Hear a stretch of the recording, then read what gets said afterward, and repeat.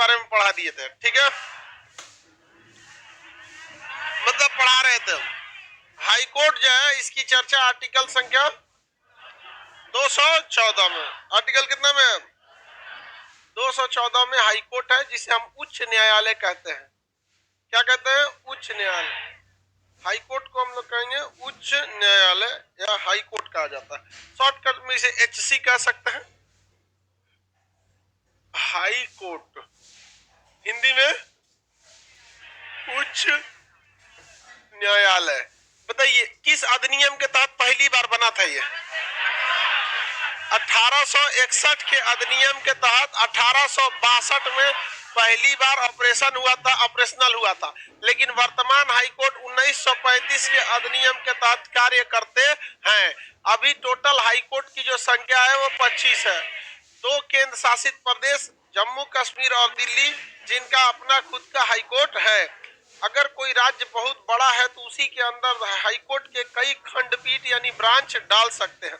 लेकिन अगर कई राज्य छोटे छोटे हैं तो 3-4 राज्यों का एक कॉमन हाईकोर्ट भी हो सकता है। जैसे गुवाहाटी हाईकोर्ट, कई अगल बगल 3-4 हाईकोर्ट का क्या है? एक कॉमन हाईकोर्ट है। समझ में आएगी नहीं क्या? अगर उसी तरह से देखेंगे तो यहाँ पर लक्षद्वीप है, तो लक्षद्वीप को केरल हाईकोर्ट के अंतर्गत ही डाल दिया जाता है। इस साइड में अंडमान निकोबार है, कलकत्ता हाईकोर्ट के तहत डाल दिया जाता है। यहाँ महाराष्ट्र, यहाँ गोवा है, इसको मुंबई हाईकोर्ट के अंतर्गत डाल दिया जाता है। तो छोटे हाईकोर्ट जो है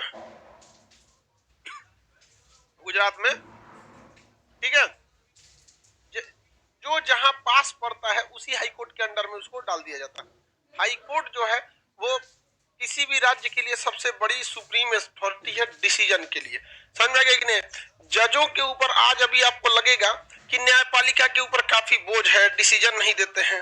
ये सारा छीछा लेदर किया हुआ है इन अधिकारियों का। सारा विवाद कहां से चालू होगा? थाना और अधिकारी लोगों से। और कहां जाएगा?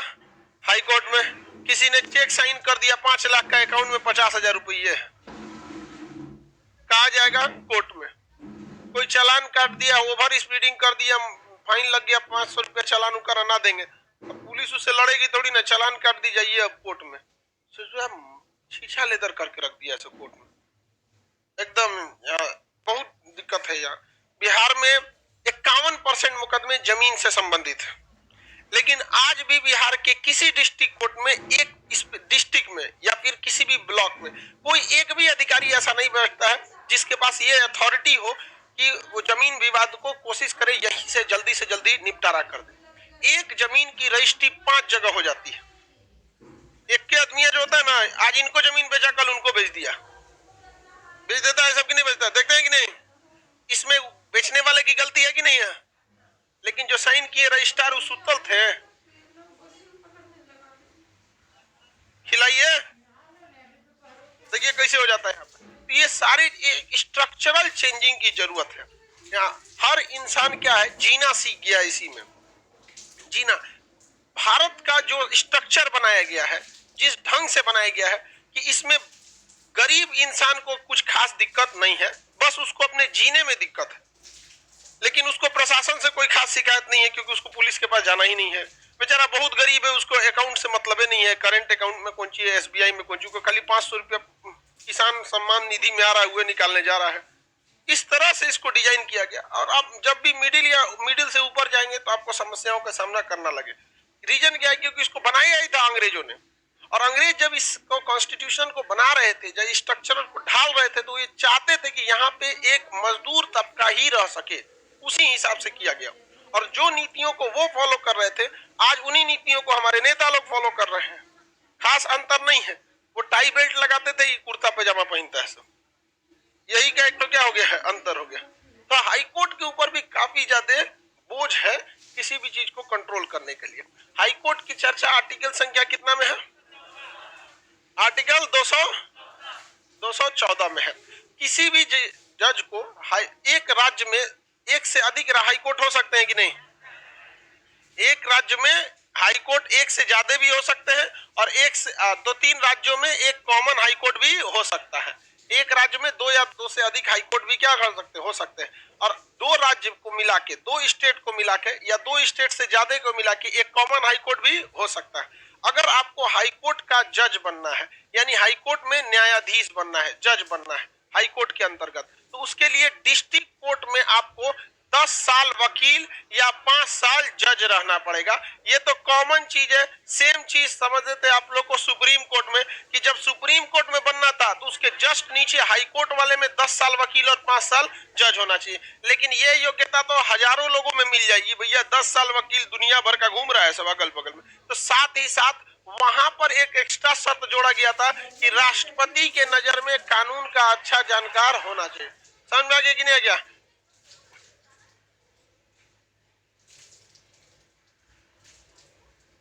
ये क्या कर रहा है sir? I am mentally disturb, ऊपर करो तो, आई एम मेंटली डिप्रेस्ड, क्योंकि हर बार मेरा ध्यान हैंड राइटिंग पर चला जाता है। प्लीज हेल्प मी बाबू, इतना हम अब बुढ़ा गए, जीवन खत्म होने के अब कगार पे, आदमी 7-8 साल और बचल होगा। आज ले सोचो हम लोग का हैंड राइटिंग है, नहीं सोचो स्टेट कुछ लिख दिया आदमी, नहीं समझ आ गया, इतनी छुटले है, इधर से एगो ही छूटा ही था कि नहीं था आप? तो देखो भाई, आप मेकअप पे ज्यादा ध्यान दोगे इसके कि कंसेप्ट पे ध्यान दोगे, ये डिसाइड करो। कंसेप्ट पे ध्यान दो। अगर आपका कंसेप्ट सही भी है तो लोग मेकअप वाले चीज पर ध्यान नहीं देंगे। अब खूब सुंदर राइटिंग लिखोगे और समझे में नहीं आएगा तो कोने काम का रह गया, नहीं समझ में आ गया?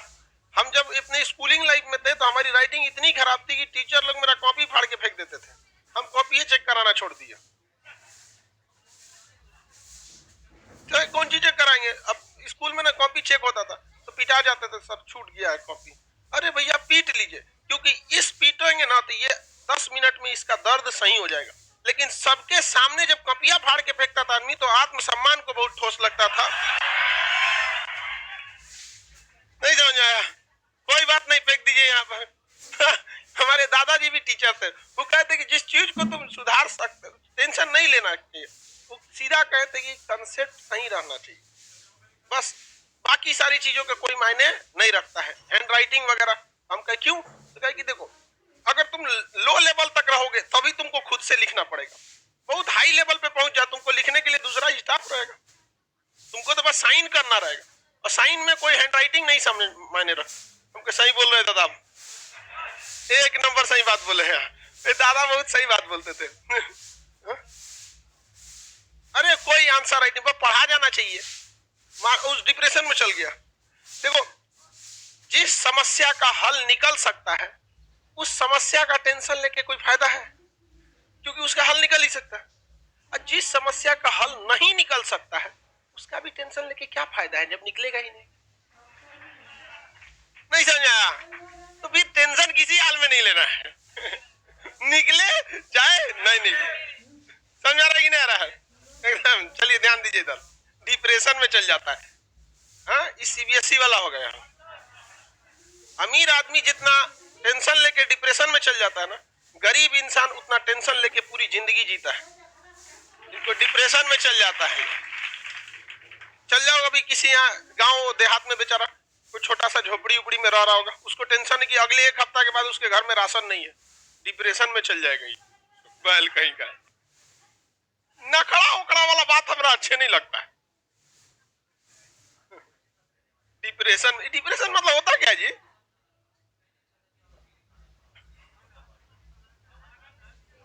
राज्यपाल की नजर में कानून का क्या होना चाहिए? कानून का अच्छा जानकार होना चाहिए। समझ में आ गया कि नहीं आ गया? कानून का अच्छा जानकार होना चाहिए। लेकिन वही सुप्रीम कोर्ट में रहता तो हाई कोर्ट में 5 साल वकील, 10 साल वकील, 5 साल जज, और कानून का अच्छा जानकार राष्ट्रपति।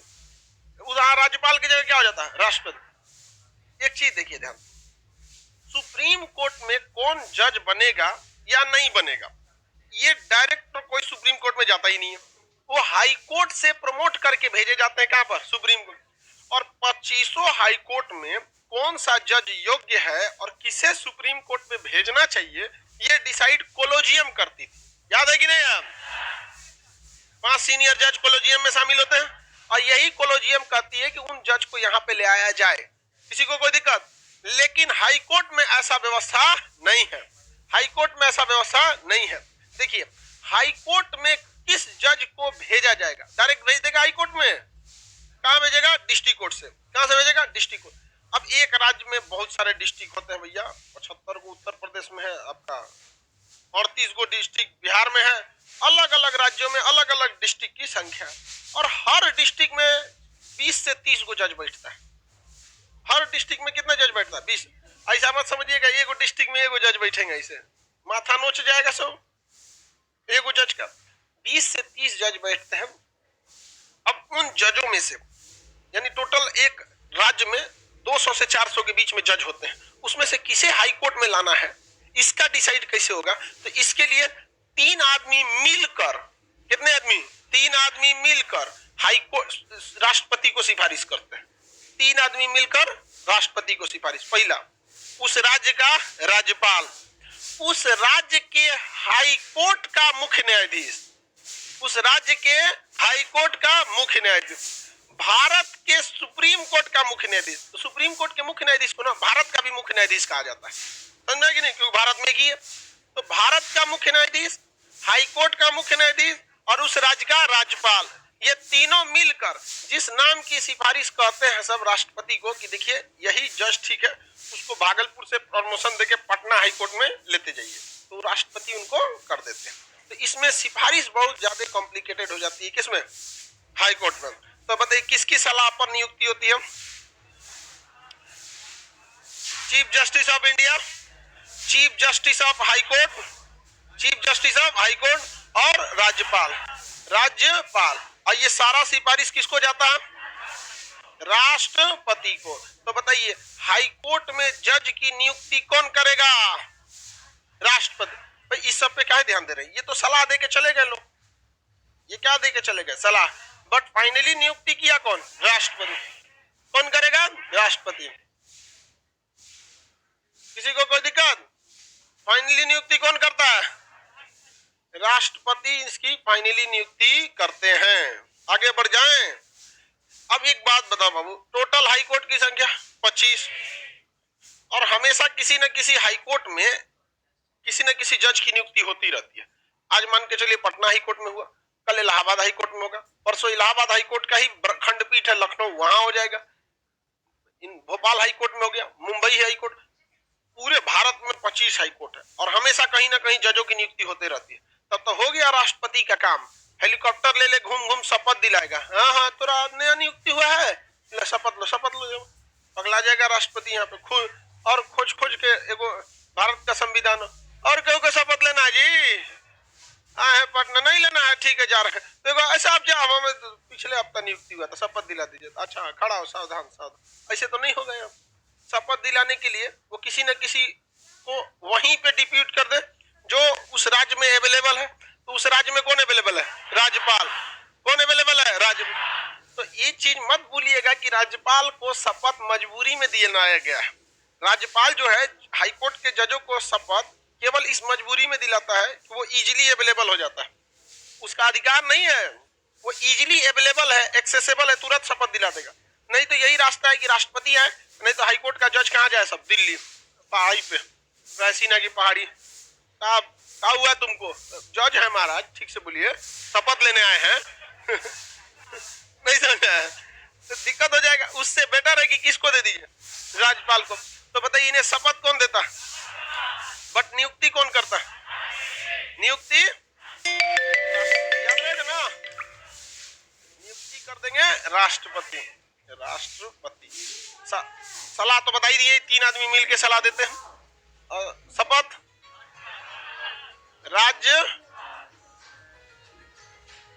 राज्यपाल इनको शपथ दिला दिए। इनका पावर था शपथ दिलाने का। त्यागपत्र त्यागपत्र त्यागपत्र देने के लिए इनको जाना पड़ेगा दिल्ली। जज को त्यागपत्र ले कि नहीं ले, ये आपका छोट मोट नौकरी नहीं है, जब मन तब रिजाइन ले जाए ना कर। तो हम ऐसा नहीं होगा। यहाँ पे किसी राज्य की पूरी न्यायपालिका आपके कंधे पर खड़ी है और आपका जब मन तब राज्य फेंक के चल जाएंगे, नहीं एक्सेप्ट करेंगे। जब एक्सेप्ट कर किसी किसी का ना इस्तीफा 12 साल बाद एक्सेप्ट होता आज त्यागपत्र देगा तो कितना साल बाद? 12 साल बाद होता है। ये होता है डिसीजन। इतनी बड़ी जिम्मेदारी होती है, कैसे तुरंत कर लेगा? समझ में आ गया कि नहीं आ गया? कोई दिक्कत नहीं। तो बताइए त्याग पत्र जो होता है कौन देता है? त्याग पत्र किसको जाके देगा? राष्ट्रपति को देता है। त्याग पत्र किसको देता है? राष्ट्रपति को जाकर ये त्याग पत्र दे देते हैं। कौन जाके त्याग पत्र देते हैं? जज लोग, हाईकोर्ट के जज लोग त्याग पत्र दे देते हैं। अच्छा ये बताइए, नियुक्ति हो गया, शपथ हो गया, त्याग पत्र हो गया, अगर ये कोई काम गड़बड़ करेंगे तो इन पर क्या लगाना पड़ेगा? महाभियोग। लेकिन उसके लिए महाभियोग जैसे शब्द का प्रयोग करना होगा, न कि महाभियोग। महाभियोग जैसी प्रक्रिया लगेगा महाभियोग, लेकिन कहेंगे ये उसी के जैसे प्रक्रिया है। समझ में आया कि नहीं आ गया? तो बताएंगे इस पर महाभियोग लगाना है। महाभियोग, महाभियोग तो बताइए विधानसभा में महाभियोग लगेगा या फिर संसद में लगेगा या विधानमंडल में? कितने लोग कहता है संसद में लगेगा? संसद वाले कोई नहीं है। विधानमंडल में कितने लोग कहते हैं लगेगा? सबका गलत है। नियुक्ति किया राष्ट्रपति, भारत का चीफ जस्टिस ऑफ इंडिया भी सलाह दिया था, समझा कि त्याग पत्र वही दे रहा है। शपथ दिलाने का मेन अधिकार उन्हीं का था, वो मजबूरी में राज्यपाल को बोले थे।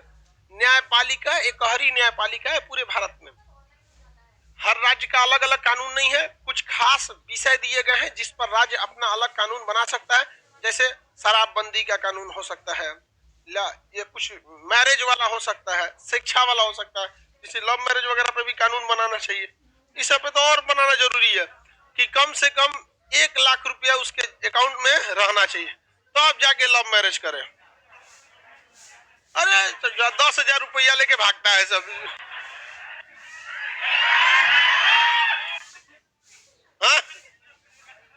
हाँ तो खत्म।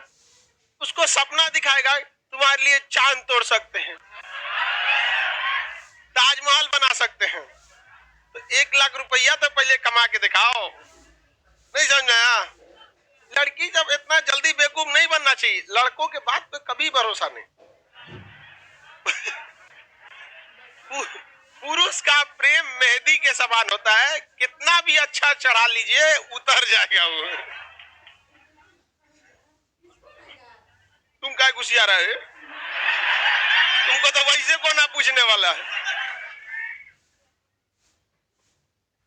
हाँ, इलाहाबाद हाई कोर्ट में नियम बनाया गया। आगे बढ़े, चलिए ध्यान दीजिए। महाभियोग कहाँ लगता है? संसद में लगता है। महाभियोग कहाँ लगता है? संसद में महाभियोग लगाया जाता है। किसी को कोई दिक्कत नहीं है? किस पे लगेगा? संसद में महाभियोग लगाया जाता है। ऐसा लगाया भी गया था रामास्वामी के विरुद्ध, बट वो पारित नहीं हो पाया। सुप्रीम कोर्ट के जज थे रंगास्वामी, उनके विरुद्ध भी लगाया गया था लेकिन पारित नहीं हुआ। सुप्रीम कोर्ट के 45वें जज दीपक मिश्रा के खिलाफ महाभियोग भी लाया गया था, लेकिन वो लाने पारित तो बहुत छोटा चीज है। 1/4 सदस्य तो चाहिए ना महाभियोग प्रक्रिया को प्रारंभ करने के लिए, तो प्रारंभ ही नहीं हो पाया था। महाभियोग की प्रक्रिया बहुत टफ होता है। महाभियोग इतना आराम से महाभियोग किसी पे नहीं लाया जा सकता। तो ये हो गया महाभियोग। जजों की संख्या, 2 तरह के जज, एक हाईकोर्ट में संख्या, हाईकोर्ट में जज। हाईकोर्ट में जजों की संख्या जो होती है ये डिसाइड करते हैं राष्ट्रपति। कौन डिसाइड करते हैं? राष्ट्रपति। और डिस्ट्रिक्ट कोर्ट कर दिया, ये सुप्रीम कोर्ट में जज की संख्या डिसाइड करता है संसद। सुप्रीम कोर्ट में जजों की संख्या डिसाइड करता है संसद। समझ में आ गया कि नहीं आ गया? जजों की संख्या कौन डिसाइड करेगा? संसद डिसाइड करते हैं। समझ में आ गया कि नहीं आ गया है? किसी को दिक्कत? अब दोनों में अंतर क्या है? राष्ट्रपति के पास तो अपना फुल पावर है नहीं, तो हाई कोर्ट में जजों की संख्या जब राष्ट्रपति के पास डिपेंड है तो राष्ट्रपति मंत्रिमंडल से पूछेंगे, और मंत्रिमंडल उसी के कंट्रोल में रहता है जो अभी सरकार में है। समझा कि नहीं? पूरी तरह से। बट अगर सुप्रीम कोर्ट में जजों की संख्या बढ़ानी है तो वो सरकार के अंडर में नहीं बल्कि संसद में, और संसद में आपके हजारों किस्म की पार्टियां घुसी हुई हैं, उसमें लोकसभा है, राज्यसभा है। समझा कि नहीं गया? तो ये थोड़ा सा कॉम्प्लिकेटेड हो जाता है। मंत्रिमंडल को अपने हाथ से घुमा लेना बहुत बड़ा बात नहीं होता है, लेकिन संसद को चला लेना अपने अनुसार बहुत टफ हो जाता है। तो राष्ट्रपति कोई भी डिसीजन संसद से पूछ के करेंगे या फिर मंत्रिमंडल से? किसे? मंत्रिमंडल से पूछ के करते हैं। समझ में आ गया कि नहीं? तो मंत्रिमंडल को राजी करना काफी इजी होता है, किसी को दिक्कत नहीं। मंत्रिमंडल को राजी करना इजी होता है, लेकिन संसद को नहीं, बहुत टफ होता है संसद को मनाना। जीएसटी मनमोहन सिंह पारित नहीं करा पाए। इतने बड़े अर्थशास्त्री जीएसटी का पूरा मसौदा तैयार किए, सब कुछ किए, लेकिन वो पारित ही नहीं करा पाए, क्योंकि संसद को पारित करा लेना इतना आसान नहीं है। आए मोदी जी पारित करा दिए जीएसटी, हो गया कि नहीं, तुरंत 2017 में चल पारित होकर लागू भी हो गया। अब जीएसटी 370 हटाना नामुमकिन बराबर लगता था, उतना बहुमत ही नहीं होता किसी को। मोदी जी को बहुमत दो जगह है, एक मतलब संसद में है, और दूसरा लोगों में भी उनके प्रति थोड़ा सी एक विश्वास है कि नहीं ये ठीक आदमी है। समझ में आ गया कि नहीं आ गया? इस हटा के क्या किए हैं, ठीक ठाक काम किए, तो 370 भी हट गया। सबसे बड़ा डिसीजन था 370। मोदी जी के जितने डिसीजन थे उसमें सबसे बड़ा बोल्ड स्टेप था 370। शायद कोई नहीं कर पाता, नहीं कर पाता। नोटबंदी तो झुंझुना था, नोटबंदी सक्सेस ही नहीं हुआ। कभी सुने हो बोलते हुए कि हमने नोटबंदी किया था? नहीं, हमने 370 हटाया। वो तो गलतियों से नहीं याद दिलाता है कोई। नोटबंदी सक्सेस नहीं हो पाया। जजों की संख्या का निर्धारण राष्ट्रपति और सुप्रीम कोर्ट के जज का, सुप्रीम कोर्ट के जजों का वेतन केंद्रीय संचित निधि से और हाई कोर्ट के जजों का वेतन राज्य की संचित निधि से। किसी को कोई दिक्कत नहीं है यहां तक? अब हाई कोर्ट के काम को हम लोग समझते हैं। यहां तक हाई कोर्ट का स्ट्रक्चर था। ये कब तक अपने पद पर रह सकते हैं? तो 65 वर्ष की आयु तक। कितने वर्ष की आयु तक? 65 वर्ष की आयु। न्यूनतम के लिए क्या योग्यता है? गधा कहीं का 10 साल वकील कब से वकालत चालू किया है? समझ में ये नहीं गया? कुछ कुछ पूछते रहता है, कर सर 65 वर्ष ठीक है, न्यूनतम बताओ, न्यूनतम कैसे पता चलेगा? आप 10 साल वकालत किए होने चाहिए। तो अब पता चला 10 साल वकील भी रह गए हैं, 5 साल जज भी रह गए, और राज्यपाल आपको पसंद नहीं कर रहा है, सब न्यूनतम खत्म हो जाएगा वहीं पे।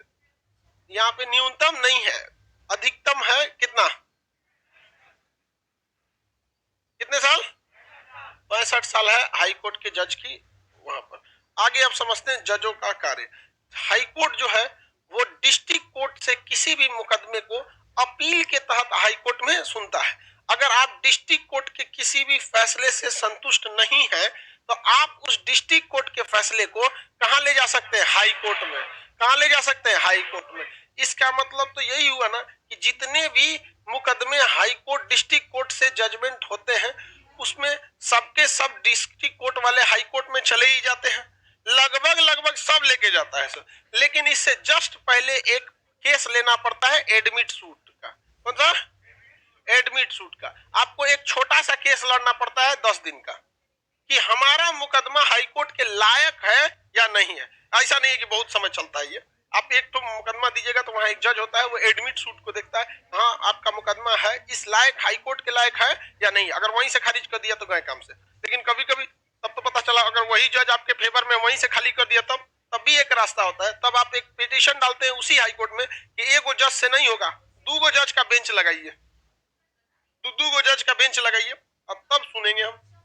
तो ये भी एक पॉसिबल है। तो ये होता है आपका कौन सा सूट? Admit suit. अपील कर सकते हैं। क्या कर सकते हैं?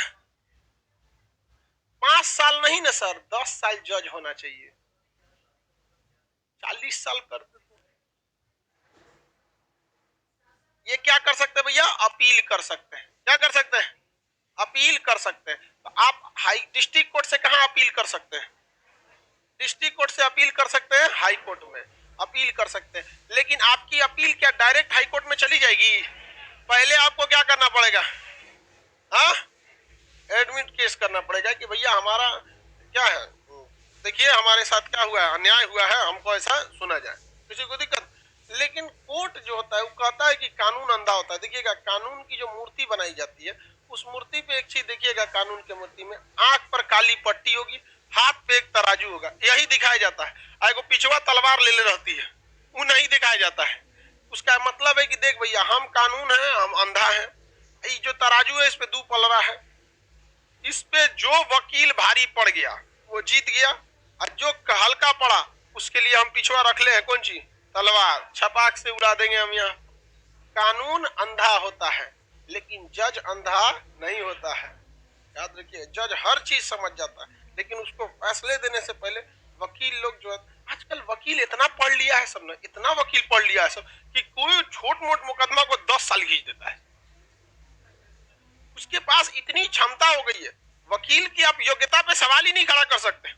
उसके लिए समस्या ये है कि वो इतना ना पढ़ लिया है कि वो दूसरे के लिए समस्या है। अब वो इतना चीज वकालत में है कि एक आम आदमी जानता ही नहीं है। कुछ बता के भेज देगा, ला ये 400 हुआ, अब अगली तारीख को आइएगा। समझ में आ गया कि नहीं? तारीख समझते हैं? मुकदमा लड़ने जिस दिन जाया जाता है, जो जज जिस दिन बुलाता है उसी क्या कहते हैं, तारीख पे जाए।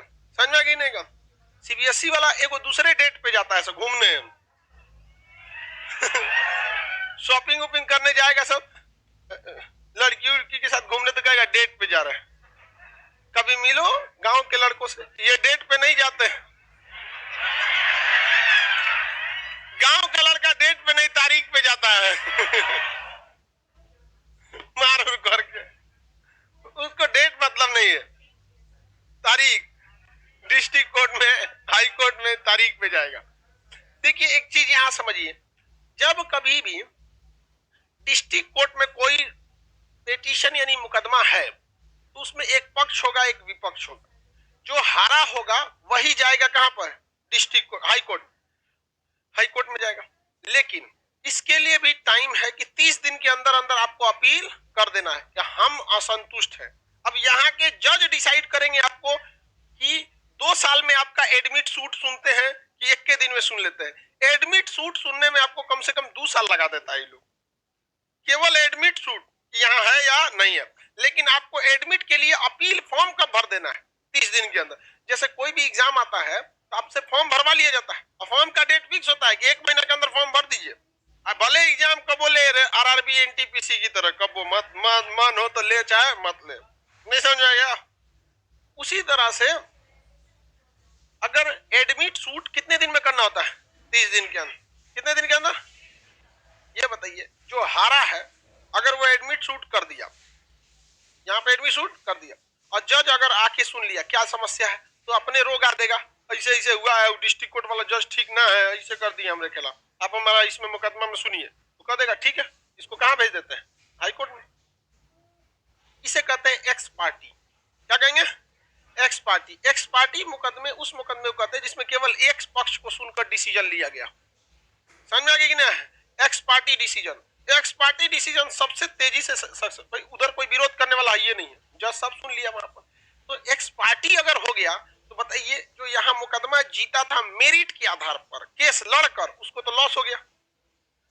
लॉस हुआ कि नहीं हो गया? तो इसके लिए जज साहब एक फीस लेते हैं, 3-4 हजार रुपया का फीस लगता है। वो यहाँ एडमिट कोर्ट में भरना पड़ता है, उसे कहते हैं कैबेट। क्या कहते हैं? कैबेट होता है। कैबेट वाला जो यहाँ जीता हुआ है वो क्या लगा देता है, कैबेट। कैबेट का मतलब होता है कि अगर हमारे मुकदमे से संबंधित कोई भी एडमिट सूट आता है तो उसे सुनने से पहले माननीय न्यायालय हमें सूचना देगी और इस सूचना देने के लिए हम 3,000 रुपया खींच देते हैं।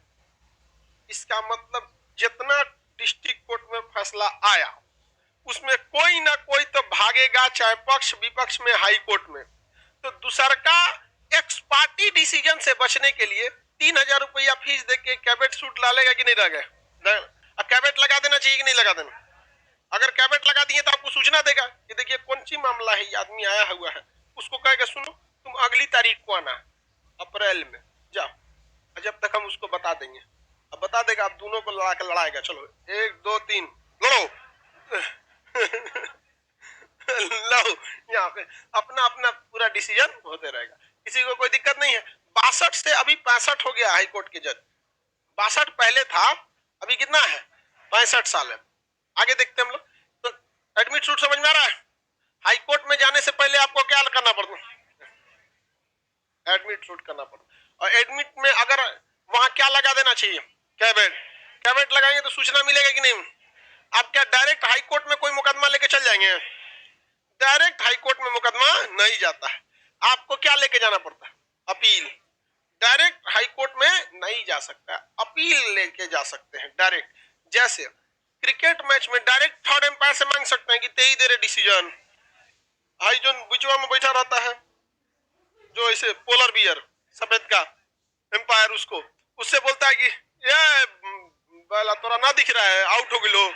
तो सब चार को मिलको को झाँ झाँ नोचने लगता है, ये दे दे दे दे आउट, आउट, ये आउट है एकदम। यार कहता है यार नोच जाएगा से दिमाग तो दरिया से ले लो, डाल दो वहां पे स्क्रीन पे देखिए। अब स्क्रीन पे वो खखोर खखोर देखेगा, इसे स्टंपिंग हुआ है कि नहीं, जूम कर करके ओके देखेगा, ना ना लड़ा है यहाँ। अब हरवा दिखेगा पेंडिंग। तो वैसे ही समझिए कि थर्ड एम्पायर है, सुप्रीम कोर्ट फोर्थ एम्पायर और खतरनाक है। कुछ डायरेक्ट आप हाई कोर्ट में नहीं जा सकते, लेकिन कुछ मुकदमे हैं जिसे आप डायरेक्ट कहां ले जा सकते हैं, हाई कोर्ट में। डायरेक्ट हाई कोर्ट में ले जा सकते हैं, जैसे कंपनी विवाद। कौन सा विवाद, कंपनी विवाद। कंपनी विवाद को आप कहां ले जा सकते हैं, डायरेक्ट हाई कोर्ट में। जैसे कोको कोला कंपनी है, ब्रांड कंपनी है, और कोई उसका बोतल यूज करके अपन भर के शरबत टाइप का और वो पिला रहा है, तो कंपनी का लॉस हो रहा है, आप उसका नाम कमा रहे हैं। आप सीधे कहां ठोकेगा, हाई कोर्ट। हाई कोर्ट में ठोक देगा वहां पर। हाई कोर्ट सीधे कहेगा एक काम करो, कंपनी का सालाना टर्नओवर कितना है, कहेगा 100 करोड़, उसका 10% इस पे मुकदमा ठोक दो। 10% ठोक देता है, उसमें बवाल हो जाएगा। अब पता चला आप गाड़ी खरीदे हैं कोई नॉर्मल 10-12 लाख का, और उसके अगवा आप लोगो लगा दीजिए ये वाला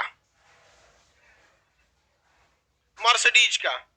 अब यही 1.5 करोड़ की गाड़ी आएगी मर्सिडीज का, अगवा खरीदे Maruti 800, duck duck duck duck duck, nano खरीद के आगे लगा दीजिए मर्सिडीज, कौन ठोक देगा आपके ऊपर, मर्सिडीज। इसका सालाना टर्नओवर जानिए रहे, 1% लगाए तो ले जाएगा, क्या हो गया। बैठ के बोली, बैठ के आगे सुनाई दे।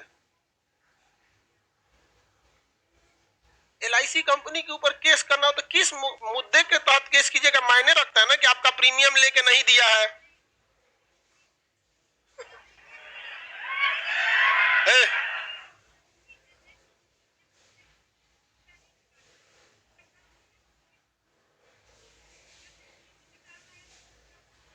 सुनिए ध्यान से, किसी भी कंपनी का अपना संविधान, अपना टर्म्स एंड कंडीशन होता है। आपको एजेंट क्या बताता है ये मायने नहीं रखता। कभी भी LIC हो या कुछ भी हो, आप देखिएगा एक इतना बड़ा फॉर्म देता है, बॉन्ड देता है, उसमें एक एक टर्म्स एंड कंडीशन को लिखा रहता है। अगर वहां जो चीज लिखा है फुलफिल किया, वहां बहुत छोटा छोटा लिख देता है कि एक स्पेशल कंडीशन में आपको एजेंट को बिना बताए या इन्फॉर्म किए ब्रेकआउट किया जा सकता है। अगर उसका उल्लंघन है तो हाई कोर्ट में जा सकते हैं, अगर उसका उल्लंघन नहीं है तो आप हाई कोर्ट में नहीं जा सकते। LIC इंश्योरेंस कंपनी जो होती है ना, जितना प्यार से आपको इंश्योरेंस देती है, लेकिन जब आपके साथ कोई घटना हो जाती है उतना ही प्यार से वो सोचती है कि कैसे इसका इंश्योरेंस को रद्द किया जाए। समझ में आया कि नहीं गया, उसके इंश्योरेंसों को रद्द करने के लिए सोचते हैं। तो कंपनी विवाद कहां जाएगा, हाई कोर्ट में। अब कोई भी कंपनी बहुत मेहनत से अपने कंपनी बनाती है, उसका जगह दूसरा कोई लगा देगा तो उसको कहां ठोक देगा, हाई कोर्ट में लेकर चल जाएगा। एक से जैसे महिला सबका मेकअप के लिए एक बहुत ब्रांड कंपनी है लैक्मे, समझ में आ गया कि नहीं आ गया।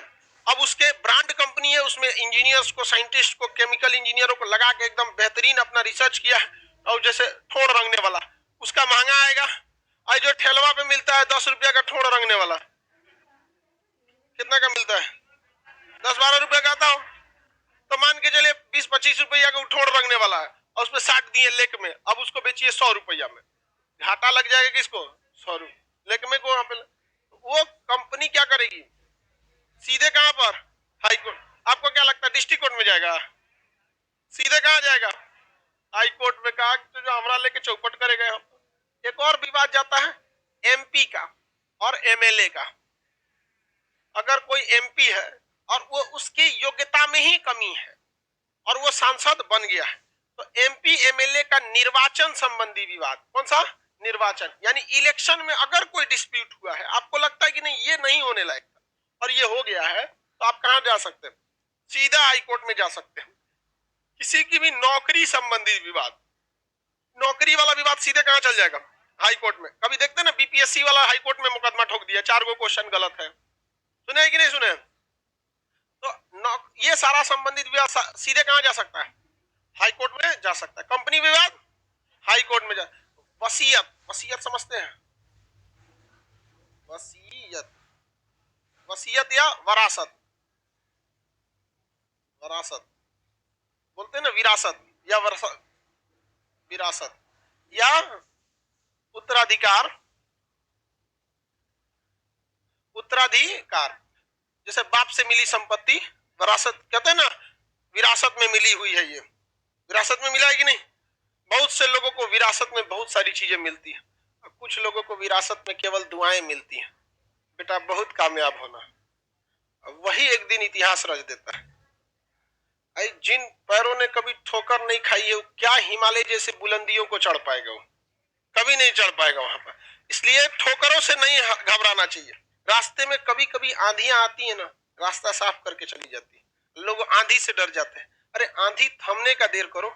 जिन रास्तों पे तुम्हें चलने में तकलीफ होती थी ना, सारी तकलीफ कंकड़ पत्थर को वो आंधी साफ करके चल जाएगा। ये घबराना नहीं चाहिए। आप किसी भी फिल्म में जो सबसे खतरनाक सीन होता है या खतरनाक रोल होता है, वो बेहतरीन एक्टर को दिया जाता है, सबसे खतरनाक। तो जीवन में अगर आपके साथ बहुत तकलीफ आ रही है, बहुत खतरनाक स्थिति में फंस गए हैं, तो समझिएगा कि आप बहुत खतरनाक हीरो हैं। ऊपर वाले ने आप ही को ये जिम्मेदारी दिया है, क्योंकि जिस कंधों में बोझ उठाने की क्षमता नहीं होती है, मालिक उन कंधों पे उतना बोझ रखता ही नहीं है। तो बहुत समस्या आए तो घबरा के डिप्रेशन में नहीं जाना है, खुद को समझाना है, बहुत बहादुर रहे हो। समझ में आया कि नहीं? आप बताइए, आपके यहाँ कोई बहुत बड़ी जिम्मेदारी की बात होगी, बहुत कॉन्फिडेंशियल मामला होगा, आप किसी छोटे बच्चे को देंगे जिस पर विश्वास होगा तब। उसी तरह से ऊपर वाला आपको समझ रहा है, आजमा रहा है कि ये बर्दाश्त कर पाएगा कि नहीं, क्योंकि मजबूत ताला मारने के बाद भी आदमी एक बार इसे खींच के देखता है कि नहीं। तो ऊपर वाला भी तिजोरी मारेगा ना, तो पहले ही तलवा चेक कर लेता है कि है कि नहीं। तो लई आप अपना कब्जा तोड़ देते हैं, तो कहता दूर एक कुछ मत दे। घबराना नहीं है। आगे बढ़े तो वसीयत का मामला, इसी को विरासत कहते हैं, वसीयत कहते हैं, उर्दू भाषा, हिंदी में उत्तराधिकारी कहते हैं। ये मामला सीधे कहां जा सकता है? High court. कभी कभी देखते होंगे ना, वसीयत का मामला होता है कि एक बाप है, एक बेटवा को दिया, एक को नहीं दिया, जो होता है। तो डिपेंड करता है, आपको हम पढ़ा दिए थे संपत्ति के अधिकार में। अगर वह संपत्ति खुद से खरीदा होगा तो वो उसका अधिकार है कि वो अपने बेटा को देना चाहता है कि बेटी को देना चाहता है या किसी अन्य व्यक्ति को देना चाहता है, बेटा बेटी कोनो, उसका अधिकार है किसी को दे। लेकिन अगर उस बाप को वह संपत्ति अपने बाप से मिली है तो इसको ट्रांसफर करना पड़ेगा, है कि नहीं? यहाँ पे अच्छा नियम है कि नहीं? आप लोग को समझ में आ रहा है? हाँ बोलिए। वो क्या चीज? मुखिया के खिलाफ केस करना है डिस्ट्रिक्ट कोर्ट में। देखिए केस डिपेंड करता है किस टाइप का है, अभी आगे समझते चलिएगा। हाई कोर्ट वाला सब नहीं कर, ऐसा नहीं है ना कि अब जैसे मान के चलिए हल्ला नहीं कर, मुखिया के खिलाफ केस करना है, तो भाई उससे मामला क्या है, किस टाइप का मामला है। अगर मूल अधिकार का उल्लंघन है तो सीधे हाई कोर्ट में चल जाइएगा। ऐसा नहीं ना होता है कि मुखिया के खिलाफ केस कहां कर सकते हैं। केस किस चीज से रिलेटेड है इस पे भी डिपेंड करता है, और हाई कोर्ट में जाना बड़ा मुश्किल होता है। यहाँ पर आगे देखते हैं, वसीयत का मामला कहाँ जाएगा? हाई कोर्ट में। तलाक का मामला, विवाह का मामला हाई कोर्ट में जा सकता है।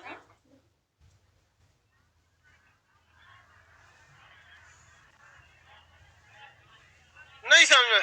देखिए दोनों में बहुत का अंतर नहीं है। देखिए अभी क्या लिखे हैं? विवाद। अभी देखिए विवाह, नहीं समझे? नहीं समझा तुम? अभी विवाह था, अभी विवाद। नहीं समझा सब तुम? नहीं समझा? दोनों में ज्यादा का अंतर है। अभी क्या लिखा हुआ है? हाँ विवाद। अभी क्या हो गया? विवाह। यानी विवाह में और विवाद में थोड़ा सा अंतर। विवाह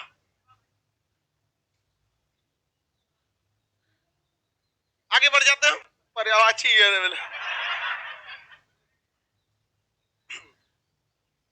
विवाद ऐसे नहीं होता। देखो पुरुष जो होता है ना, पुरुष वो समाज में अपना ज्यादातर समय बिताया रहता है। वो धीरे धीरे समाज को समझ जाता है कि समाज दिल साफ को नहीं देखती है, जवान साफ होना चाहिए। ये पुरुष समाज की उस समाज में बैठा है, दोस्त यार देखता है कुछ कर दो बस, हाँ एकदम एकदम। महिलाएं समाज में ज्यादा समय नहीं बिताई रहती, वो दिल की साफ होती है, कुछ बोल देती है, इसलिए बेचारी घेरा जाती है सब। आई बहुत खचरा होता है। समझ में आ गया कि नहीं? पुरान चावल होता है पुरुष। तो तलाक और विवाह वाला मामला कहां जा सकता है?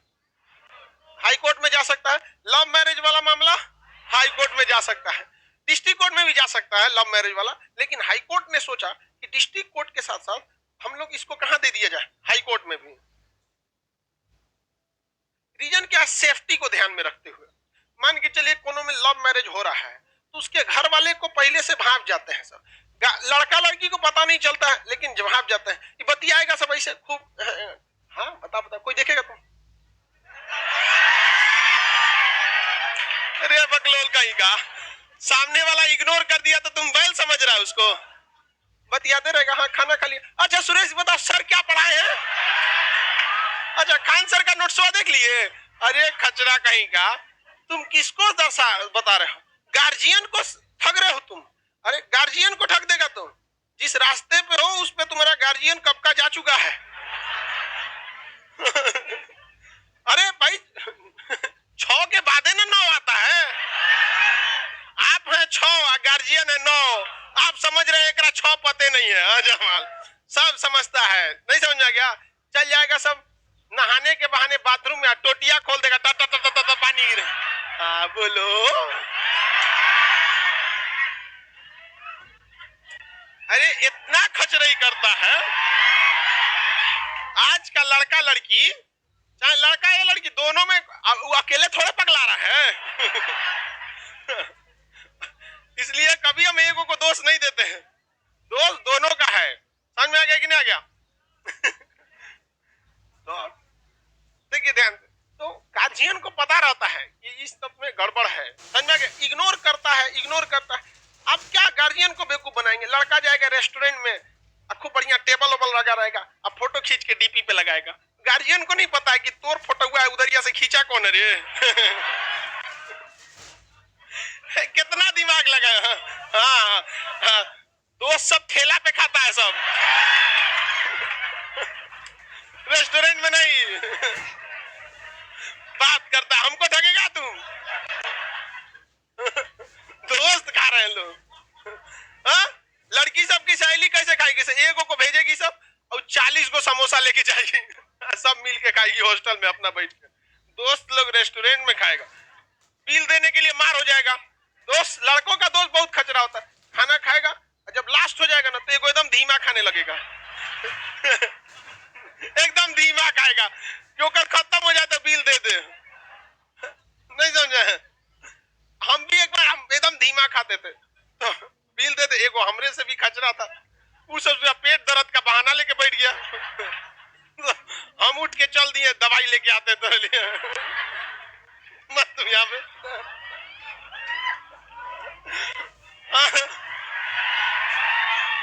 तो देखिए लव मैरिज में ज्यादातर लोग डिस्ट्रिक्ट कोर्ट में भागते हैं। अब मान के चलिए 2 में चक्कर चल रहा है तो गार्जियन को पता चल जाता है कि बाबू अब निकल गई लो ही, अब समझ में आ गया? तो लड़की के घर वाला ज्यादा एक्टिव रहता है,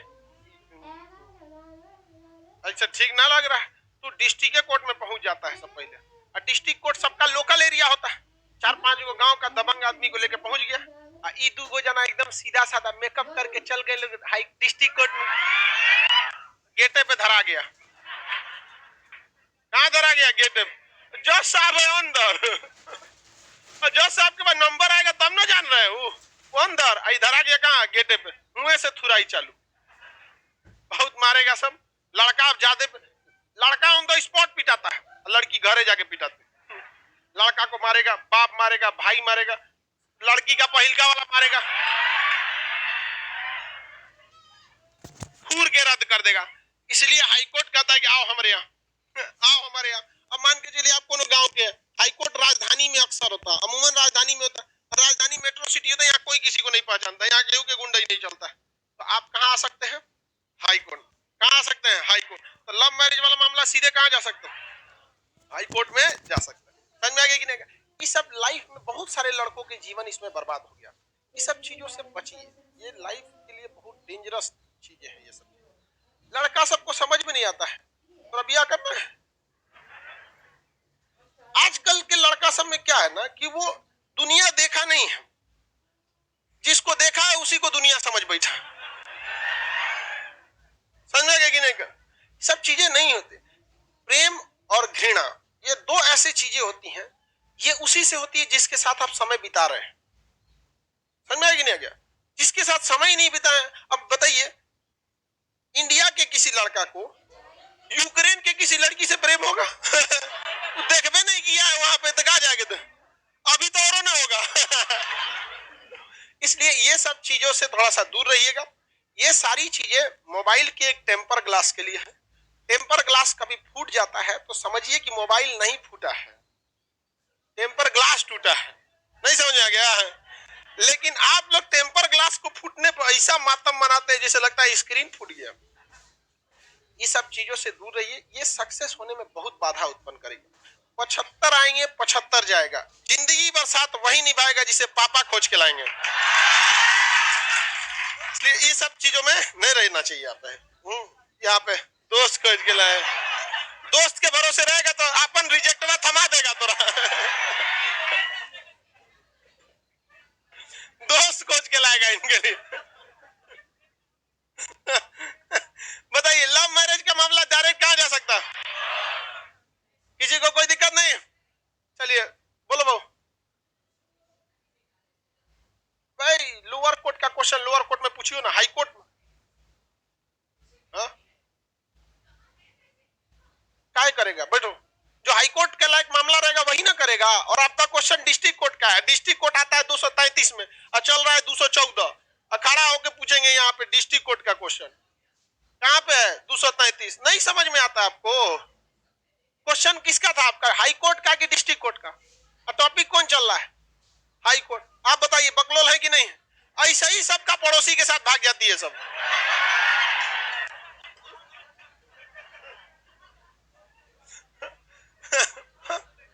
अरे पड़ोसी दोस्ते ना होता है रे। कल 9 बजे आपका इकोनॉमिक्स का बैच स्टार्ट हो जाएगा। आज थोड़े होगा रे, मैथ 6 बजे से। कल 9 बजे से आपका क्या चालू हो जाएगा? इकोनॉमिक्स। आज के लिए इतना ही, आगे कल समझेंगे लोग सारा सवाल कल। जब the court has been adjourned, order order.